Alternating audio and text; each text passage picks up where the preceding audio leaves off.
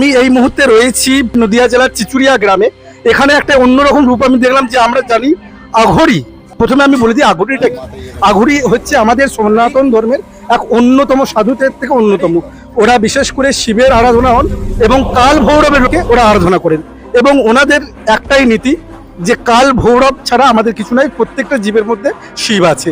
তাই এইখানে ওনাদের স্থান আমি অন্য জায়গায় দেখেছি। আজকে এইখানে দেখছি রক্তদান শিবিরে রয়েছেন ওই আঘড়িরা। শুধু শিবিরে রয়েছেন তাই নয়, একটা পুরো রক্তদান শিবিরের আয়োজনও করেছেন।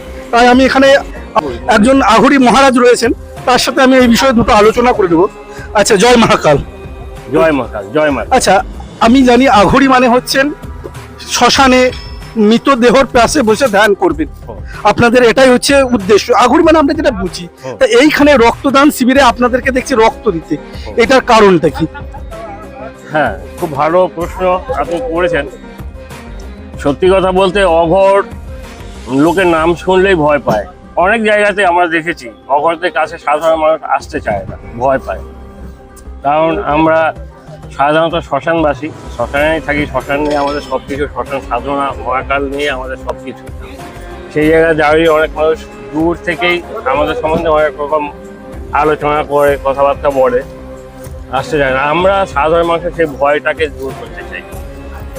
আমরা সাধারণ মানুষকে আমাদের কাছে টেনে নিতে চাই এবং সাধারণ মানুষের মঙ্গল কামনায় আমরা যে সমস্ত কাজগুলো করে থাকি, সাধারণ মানুষের মঙ্গল কামনার্থেই আমরা সেই সমস্ত কাজগুলো করি। আঘড়ি মানে হচ্ছে শ্মশানে হোম যজ্ঞ করা। তাহলে এইখানে যে মানুষের একটা ভয়ভীত হয়ে থাকে যে আঘড়িদের কাছে যাবো না, ওরা অনেক তন্ত্র সাধনা জানে, তন্ত্র মন্ত্র দিয়ে আমাকে অনেক কিছু করে দেবে, বশীকরণ করে দেবে, এইটা কতটা সত্য? এই ধারণাটা মানুষের সম্পূর্ণ ভুল। আমরা সেই ভুলটাকেই মানুষের কাটাতে চাই। অ্যাকচুয়ালি অঘর শব্দটা হচ্ছে একটা সংস্কৃত শব্দ। অঘর শব্দটা সংস্কৃত শব্দ। এটি দুটি শব্দ সংমিশ্রণ এবং এর বিভিন্ন অর্থ হতে পারে।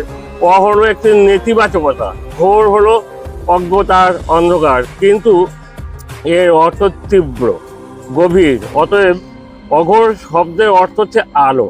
এটাই হচ্ছে অঘরীর। আর অঘরীদের কাছে কোনো ভেদাভেদ থাকে না, পবিত্র অপবিত্র সব সমান।